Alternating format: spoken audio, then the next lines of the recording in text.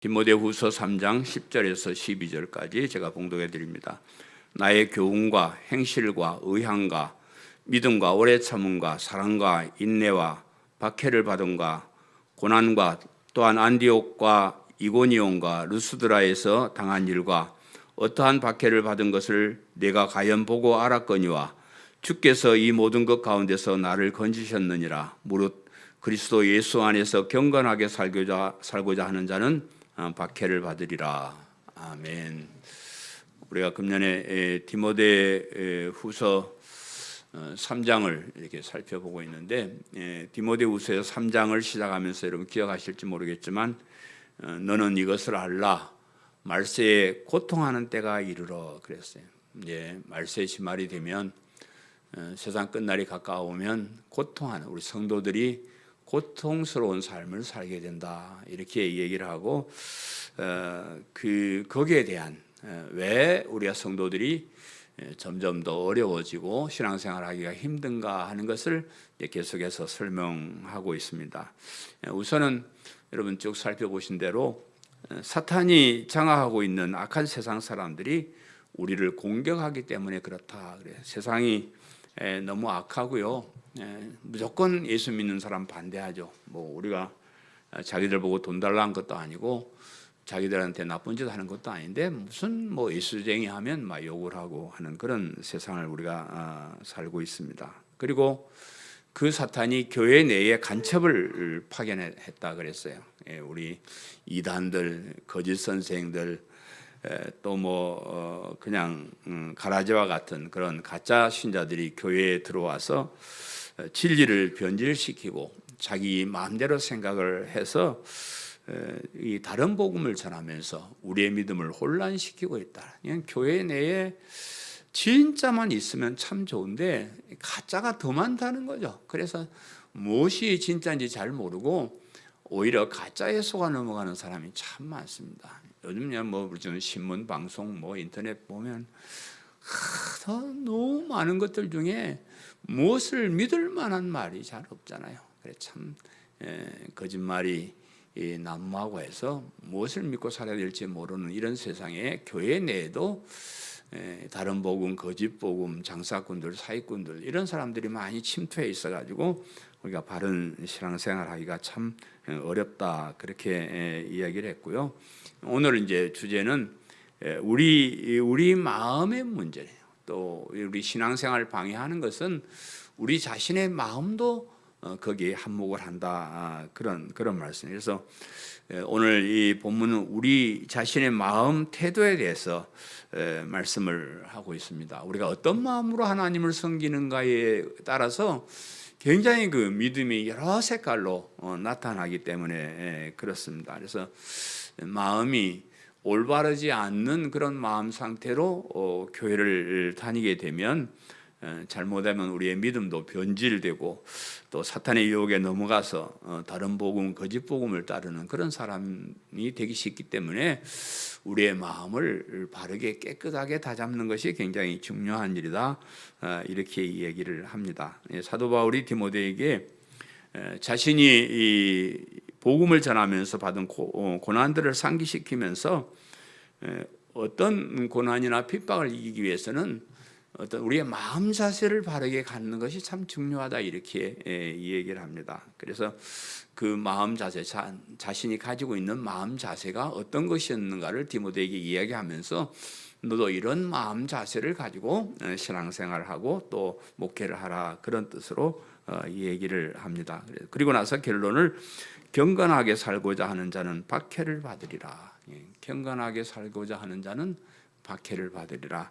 이 충고가 오늘 설교 제목입니다. 우리가 교회 와서 대강 적당히 그냥 왔다 갔다 하면 그냥 그렇게 살아요. 근데 경건하게 정말로 바르게 복음을 바르게 알고 진실되게 신앙 고백하고 그 신앙인으로 살기 위해서는 마음의 고통스러운 어려움들이 많이 따른다 하는 것을 각오를 해야 된다, 그렇게 말씀하고 있어요. 요즘 뭐 교회들이 사람들 전도해서 교회 오면 그냥 복 받고 잘 살고 평안하고 뭐든지 잘 돼, 이래 가지고 이제 교회들을 많이 오는데 그런 마음 가지고는 복음의 진리를 바르게 따라 살 수가 없어요. 교회 오면 힘들다, 고통스럽다 이렇게 하면 사람들이 교회를 안 오잖아요. 그래서 어쩔 수 없이 전도할 때는 뭐 좋다 이렇게 하지만은 그런 실질적으로 교회에 와서 신앙생활하는 것은 참 고통스럽고 힘들고 고난이 많이 있다는 것을 각오를 하라, 이런 말씀으로 오늘 살펴보게 될 것입니다.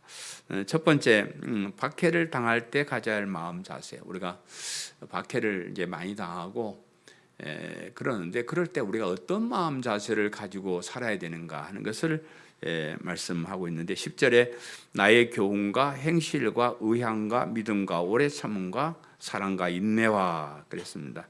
이 말씀은 이제 11절에 있는 내가 과연 보고 알았거니와하고 연결된 문장이에요. 우리 그 헬라어나 영어나 이런 말 우리말하고 이게 이제 순서가 틀려서 자꾸 오해를 할 수가 있는데 내가 과연 보고 알았거니와 이렇게 이제 시작을 해요. 오늘 본문이 내가 진짜로 보고 알았는데 내가 교훈한 것을 미리 이미 보고 알았다 그 말이야. 이제 바울이 디모데 내가 어떤 교훈을 하는지 내가 이미 듣고 보고 알았지 않냐 그 말이에요. 또 내가 어떤 행실로 복음을 전하는지를 내가 이미 보고 알았지 않느냐. 그럼 내가 나의 의향, 나의 목적이 뭔지를 내가 이미 보고 알았지 않느냐. 이렇게 이제 해석을 해야 됩니다. 그래서 오늘 본문은 바로 앞에 이제 모세를 대적한 얀네와 얀브레와 같이 진리를 대적하는 사람들이 많이 있을 것인데 그들은 바른 정신을 가지고 있는 것이 아니라고 그랬고요. 그 사람들은 마음이 부패한 사람들이고 하나님께 버림받은 사람들이기 때문에 그렇게 한다네. 진리를 대적하고 복음을 대적하지만 그러나 너는 그런 사람들과 다르지 않느냐 이 말이에요. 세상에 진리를 모르고 부패한 사람, 하나님께 버림받은 사람은 복음에 대해서 대적을 하고 엉터리 신앙을 가지고 있지만 그러나 디모데야 너는 그런 사람이 아니지 않느냐 그 말이에요. 너는 내가 한 바른 교훈들을 이미 다 아는 사람이고 내가 어떤 행실을 가지고 사는가를 내가 다 보아서 아는 사람이고 내가 살아가는 삶의 목적들을 이미 내가 다 잘 아는 사람이기 때문에 그런 사람들을 따르지 말고 이러한 마음을 가지고 살아야 된다. 그렇게 말씀하는데 나의 교훈과 행실과 의향과 그랬습니다. 먼저 바울은 먼저 자신의 교훈에 대해서 말씀을 하고 있습니다. 바울의 교훈, 교리 그런 뜻인데 사도 바울은 이 디모데 전서를 시작하면서 다른 교훈, 잘못된 교훈을 가르치지 말라고 디모데 전서를 시작을 해요. 디모데에게 이 얘기를 시작하면서 그러면 바울 자신의 교훈은 뭐냐 그러면 복음을 따르는 것이다. 이렇게 디모데전서 1장에서 이 얘기를 합니다. 이게 바울의 교훈은 예수 그리스도의 십자가의 복음에서 나온 교훈이다. 이렇게 얘기를 해요. 그 외에 십자가의 복음에서 나오지 않고 율법에서나 뭐 세상의 전통 이런 데서 가져 나온 것을 따르지 말고 예수 그리스도의 십자가의 복음에서 나온 그 교훈, 그 교리를 따라라. 이렇게 얘기를 하고 디모데 전후서를 시작을 했습니다. 그래서 교회에서 가르쳐야 할 교훈은 율법을 지켜라, 똑바로 살아라 그것이 아니고 그렇게 살 수 없는 사람에게 예수님을 믿는 믿음을 가르쳐서 의로운 사람으로 인정받게 하는 거예요. 우리 기독교가 참 이렇게 혼란스럽게 되는 것은 구약 성경의 유대교, 구약 성경 율법을 지키는 유대교와 또 우리 한국에 와서 우리도 유대교 비슷한 게 있습니다. 유교라는 게 있어요. 유교라는 것이 똑바로 살아라, 이렇게 살아라 그 교훈이에요. 또 뭐 불교나 사만이나 이런 것에 영향을 받아서 교회 와도 뭐 똑바로 살고 뭐 신비하게 뭐 그렇게 자꾸 빠져버리는데 그거는 바른 교훈이 아니다. 그것은 복음에서 나온 교훈이 아니다. 그래서 교회는 그렇게 해서 똑바로 살 수 없으니까 차라리 예수님을 믿어라. 쉽지 않냐, 그죠? 여러분 한번 해보실래요? 이스라엘 백성들처럼 율법을 다 지켜서 한번 의로운 사람이 돼 보실래요? 참 힘듭니다. 힘들고 어려운 것을 그렇게 얘기하지 말고 그냥 나는 죄인입니다 인정하고 손들고 예수님 믿습니다 하고 십자가 붙잡으라 그 말이야. 그런 교훈을 해야 되는데 그렇게 하지 않는다 그 말이죠. 또 구약 성경에 기록된 율법은 우리 인간의 사용 설명서예요. 제가 볼 때는 그대로 살면 다 성공하고 잘 살아요. 율법에는 뭐 별별 것 다 있습니다. 인간관계에 있어서 일어나는 뭐 모든 일들 다 있어서 여러분 율법을 연구해서 그대로 지키면 이 땅에 성공하고 인간관계도 성공하고 잘 살고 그렇습니다. 그런데 문제는 그렇게 할 수 없다니 안 된다는 거예요. 그래서 구약 성경에 여러분 사람 아브라함이나 뭐 다윗이나 솔로몬이나 사람들이 다 이 얘기가 나오는데 그 사람들이 잘한 것만 딱 이렇게 내세워서 의롭다 이렇게 말하는데 아니요, 천만의 말씀이요. 그 사람들이 율법대로 잘 살았다 이 얘기가 아니고 그런 사람들까지도 율법을 못 지켜서 다 죄인이 되고 말았다 이런 얘기예요. 구약 성경에 나타난 그런 모든 인물들이 율법대로 살 수 없어서 율법을 지켜서 의로운 사람이 될 수 없기 때문에 하나님이 예수님을 보내셔서 십자가에 죽게 하시고 믿음으로 의로운 사람이 되게 하는 이 새로운 새 언약을 주시고 새 계명을 주셨는데 그런데 왜 자꾸 실패하고 안 된 그런 율법이나 그런 것을 자꾸 가르치냐 이 말이에요.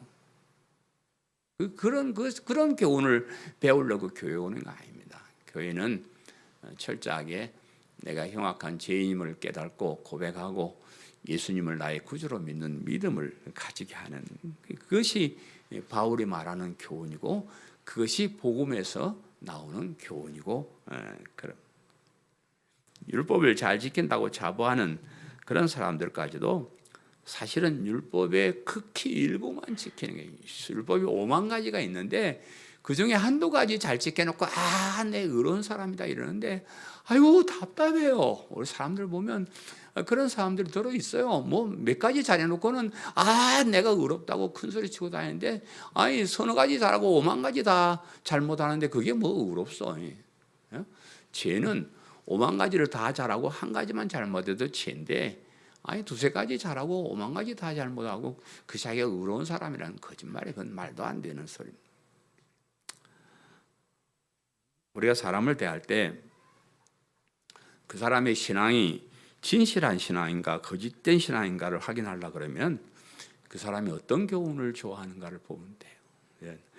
율법을 좋아하고 공의를 좋아하는 사람은 대부분 교만한 사람이거나 위선자예요. 자신의 죄가 얼마나 흉악한 사람인가를 깨닫는 사람은 내가 의로운 사람이라고 말을 못해요. 말을 못합니다. 교만하니까 또 위선적으로 뭐 한두 가지 지키고 자기가 의롭다 하는 거지 그렇게 자기의 공의를 내세우지 못합니다. 자신의 부족함을 깨닫고 겸손한 자세로 사는 사람은 하나님의 은혜를 좋아합니다. 저는 하나님 은혜가 너무 좋습니다.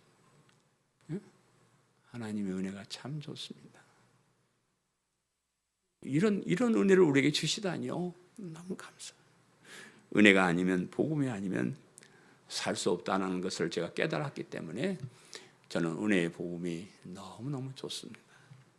제가 평신도 때 교만하게 살 때는 목사님 설교를 제일 안 듣는 사람이에요. 내가 이렇게 보면은 여러분 참 겸손합니다. 제 설교를 오늘 다 한 사람도 예면하지 않고 잘 듣는 걸 보니까 여러분 겸손한 사람.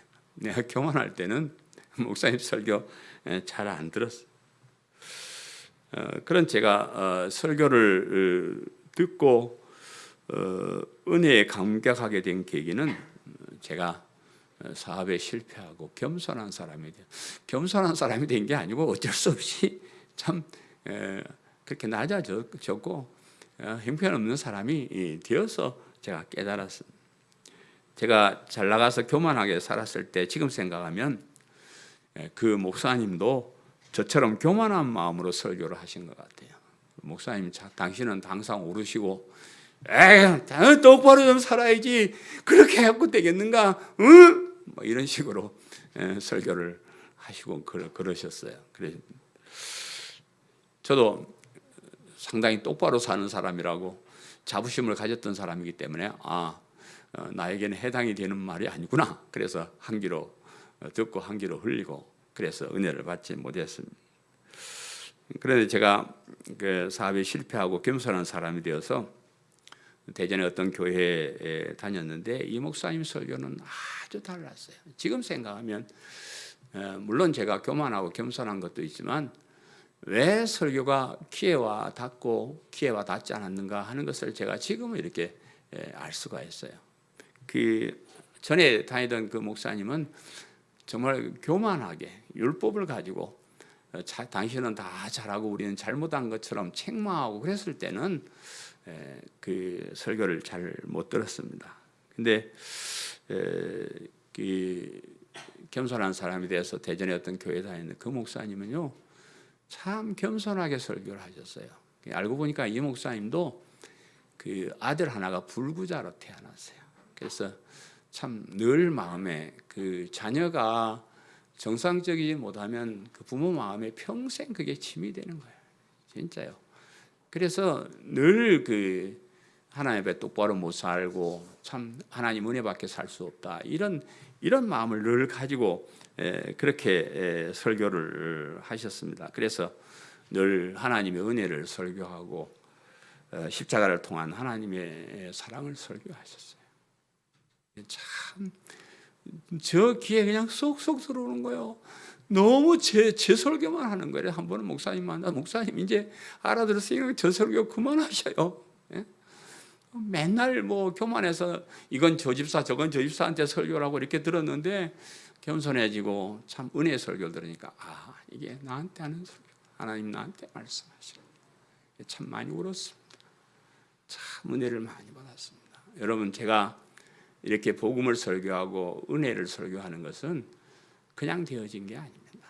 정말입니다. 아무나 이렇게 할 수 없는 것 같아요. 내가 왜 목사님들 보면서 왜 이렇게 좋은 은혜의 복음을 설교 안 하고 자꾸 율법을 가지고 사람 뭐라 하고 그럴까 생각해 봤는데 그 목사님들이 다 그런 어떤 고난의 길을 겪어보지 못했던 사람, 아주 잘 나가는 사람들, 이런 사람들은 은혜의 복음을 간절하게 설교하지 않습니다. 참 여러분도 그 은혜의 복음을 이렇게 만나잖아요. 은혜의 복음, 이 진리, 여러분 감격하게 들으셔야 돼요. 제가 하는 설교라서가 아니고요. 여러분 정말로 소중한 설교를 듣고 있습니다. 정말이에요. 이어서 바울의 행실에 대해서 말씀하는데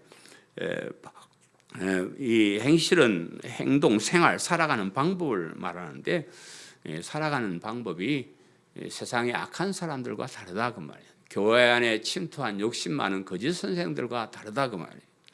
남을 속이기 위해서 남에게 잘 보이기 위해서 겉으로만 바르게 사는 척하는 그런 삶이 아니고 진심으로 예수 그리스도의 말씀을 따랐고요. 진심으로 하나님의 뜻이 무엇인지 살피면서 살았고요. 그 뜻대로 살려고 노력했던 그런 사람, 정말 형식적이고 아니고 정말로 삶에 있어서 하나님 앞에서 올바른 삶을 살려고 노력한 그런 모습을 내가 디모데 너희가 보여주지 않았느냐? 너가 그거 다 봤지 않느냐? 그런 말이에요. 목사님 설교는 강단에서 하는 게 아니에요. 삶 속에서 하는 겁니다. 여러분도 제 삶을 다 보셨을 거예요. 제가 제 욕심 차리고 제가 뭐 한몫 챙기기 위해서 목회하는 것이 아니라는 것을 여러분은 이미 다 아실 거예요. 그죠? 그런 어떤 생활의 그런 삶의 방법을 얘기하는 것이고요. 또 바울은 자신의 의향에 대해서 말하는데 의향이란 말은 삶의 의도, 삶의 목표, 삶의 목적을 말합니다. 세상 사람들과 살아가는 삶의 목적이 다르다고 말이에요. 우리 목회자들은 어떤 목적으로 목회를 하는가에 따라서 많은 차이가 납니다. 여러분도 무엇 때문에 교회 다니는가에 따라서 그 목적에 따라서 여러분의 신앙 색깔도 많이 달라질 수가 있습니다.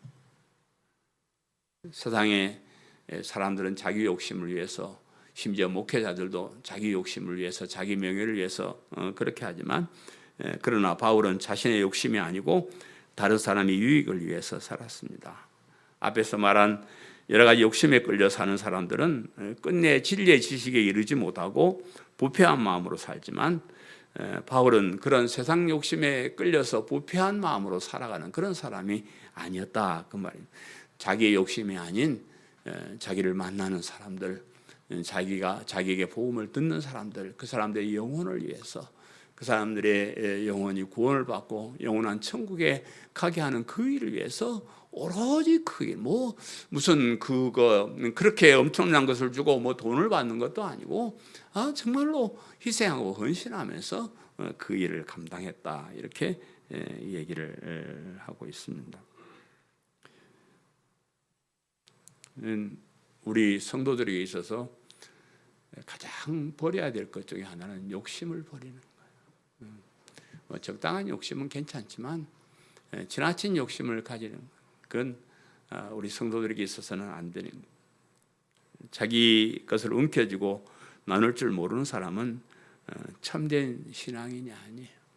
이웃사랑이 최고의 계명이라, 하나님 사랑, 이웃사랑이 최고의 계명이라 그러는데, 내가 배부르고 잘 사는데 어려운 사람이 와서 얘기할 때 그냥 외면하는 그런 것은 우리의 삶의 자세가 아니라고. 여러분, 나눠줄 줄 알아요. 밥을 자꾸 사야 돼. 우리 청년들 서로 밥 잘 사는 사람은 훌륭한 신앙이냐? 응? 밥도 안 사고 맨날 자기 주머니에만 넣고 자기 재산만 늘리는 사람은 훌륭한 사람 아니에요. 없어도 그래도 밥 한 그릇이라서 사주고, 거기에서 큰 일도 시작되는 거예요. 밥도 한 그릇 사줘야 또 어려울 때 학교도 한번 대주기도 하고, 여러 가지 우리가 서로 도우면서 사는 것이 우리 크리스찬의 가장 소중한 그런 일. 믿음과 오래 참음과 사랑과 인내와 그랬습니다. 바울은 디모데에게 내가 이미 나의 믿음과 오래 참음과 사랑과 인내를 보았다. 믿음이란 말은 여러 의미에서 쓰이는데요. 사람마다 믿음이 있다 그러는데 자세히 살펴보면 그 믿음이 다른 믿음이 많습니다. 하나님을 믿고 예수님을 믿는다고 하지만은 그 마음에 원하는 바에 따라서 그 믿음이 다양합니다. 사도 바울의 믿음은 예수님을 그리스도로 믿는 그 믿음입니다. 예수님이 하나님께서 보내신 구원자이시고 날 대신 십자가에 죽으시고 부활하신 분임을 믿는 믿음이고, 그 믿음이 우리를 의로운 사람이 되고 하나님의 자녀가 되게 한다는 이 복음을 믿는 믿음입니다. 그래서 믿습니다 믿음 많이 하지만 예수님이 그리스도이심을 믿는 이 믿음이 진짜 믿음이에요. 진짜 가장 중요한 믿음. 다른 믿음도 여러분 가지세요. 기도하면 복 받고 그런 믿음도 가지세요. 괜찮아요. 그런 믿음을 통해서 예수님을 그리스도로 믿는 믿음으로 와야 됩니다. 그래, 복 받고 잘 산다는 믿음에서 복 받고 잘 살고 예수님 안 믿고 딱 흘러버리면 그거는 아무 소용없는 믿음이잖아요. 그런 우리가 기도의 응답이나 살아가면서 만나는 그런 것들, 모든 것들이 예수님을 그리스도 믿는 믿음과 연결될 때 그 믿음이 진짜 믿음이 된다는 거죠. 오래 참음이란 여기서 관용을 말합니다. 다른 사람의 잘못에 대해서 오래 참고 용서해주고 관대하게 대하는 것을 말합니다. 다른 사람이 나에게 나쁜 짓을 했을 때 바로 가서 원수를 갚지 않고 잘못을 깨닫고 회개할 때까지 기다려주는 것을 관용이라 말하고 오래 참음이라 이렇게 말합니다. 하나님께서 우리가 잘못했을 때마다 벌을 내린다 그러면 우리가 어떻게 됐을까요? 아마 여기 살아남아 앉아있는 사람 아무도 없을 거예요. 하나님 오래 참으셔요. 관용을 베푸십니다. 여러분, 우와 이거 죄 좀 지어도 괜찮네, 하나님 봐주시는 거예요. 그러지 마세요. 하나님 다 보고 계신, 오래 참아주시는 거예요. 우리가 스스로 깨닫고 회개하고 돌아올 때까지 하나님 기다려주시는 그런 분. 그래서 그 기다림이 무한정 기다려주는 건 아닐 거예요. 그래서 하나님께서 화를 내고 해초를 들기 전에 이렇게 회개하고 돌아오는 것이 참 좋은 일이고요. 우리에게 잘못을 저지른 사람을 그때 정죄하고 미워하고 뭐라고 하면 우리 곁에 남아있을 사람은 한 사람도 없을 거예요. 그죠? 사람들마다 다 잘하고 잘못이 있어요. 어떤 때는 잘하기도 하고 어떤 때는 못하기도 해요. 그러면 잘못했을 때 좀 있으면 좀 나아지겠지, 잘못을 깨달겠지, 이렇게 이제 참아주면 그 사람이 스스로 알고 잘못을 뉘우치고 돌아오기도 하는데, 그때 막 잘못했을 때 불러가지고 너 왜 있다 이래, 너 이렇게 해, 이렇게 하면 우리 주변에 아무도 없어요. 너나 잘하라 그러고 다 가버리잖아요. 그래서 우리가 살아가면서도 참 서로 관용하고 오래 참아주는 것이 참 중요한 일이다, 그렇게 생각해요. 그래서 제가 목회하면서 한 가지 세운 원칙 중에 하나가, 우리 성도들이 아무리 잘못해도 내가 왜 그따위로 하느냐 말을 하지 않기로 제가 결심을 했습니다. 절대로 안 합니다. 여러분이 스스로 깨달아야 돼요. 여러분 스스로 깨닫고, 여러분이 말씀에 비춰보고 여러분 스스로 깨달고 고쳐야 됩니다. 제가 그렇게 잘못했을 때 똑바로 살아 이렇게 하면은 아마 10중 8구는 다 교회도 떠날 거예요. 그래서 제가 관용을 베풀고 오래 참습니다. 여러분 우리 교회 성도들은 참을 일도 없게 잘 하셔요. 괜히 또 오해하지는 마셔요. 다 하시니까 혹시 그래도 내 잘못한 것이 없나 살펴보시고 스스로 이렇게 뉘우치고 바른 길로 가는 것이 참 중요하고요. 인내는 이제 오래 참음과 인내 비슷한, 인내는 내 자신에게 오는 고통을 말해요. 참는 것을 말합니다. 오래 참는 것은 다른 사람이 할 때 그렇게 하는 거고, 인내는 내 자신에게 오는 고통을 참는 거예요. 우리가 가진 믿음에는 인내가 필요해요. 왜냐 그러면 이 믿음이 금방 우리에게 좋은 것을 주지 않아요. 믿음이란 말과 소망이란 말은 사실 미래형입니다.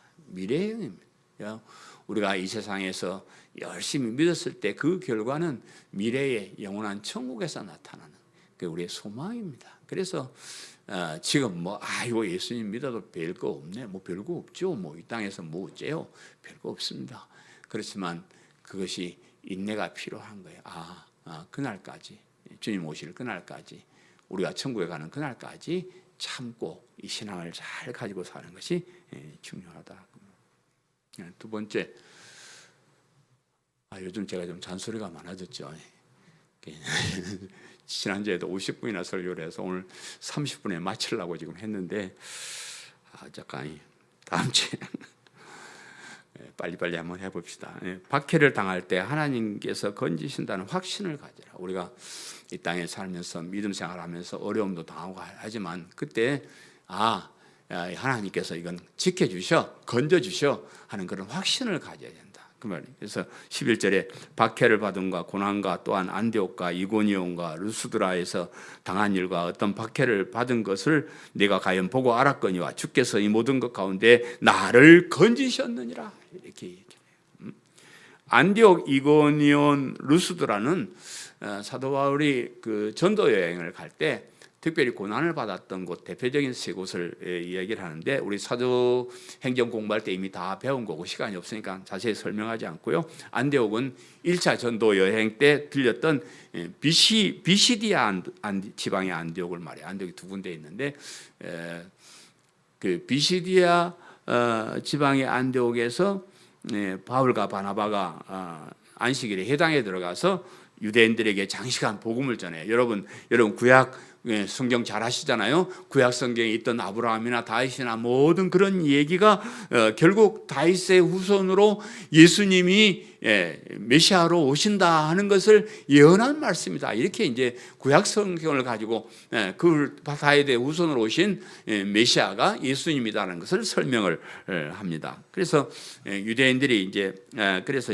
사람들이 많이 예수님을 믿게 되는데, 예수 그리스도의 복음을 싫어하는 사람들, 특별히 유대인들, 율법을 지키고 하나님을 섬겨야지 무슨 예수님이 하나님이야 이래서 하는 그런 사람들이 그때는 또 그렇게 생각할 만해요.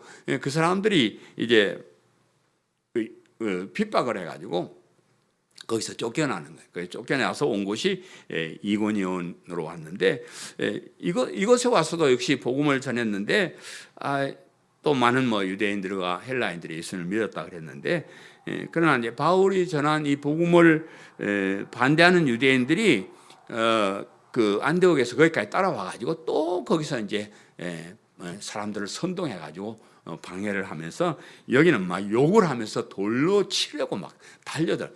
지난번에서는 안디옥에서는 그냥 나가시오 뭐 이렇게만 했는데 돌멩이를 들고 가고 욕을 하면서 점점 이제 심해지는 거예요.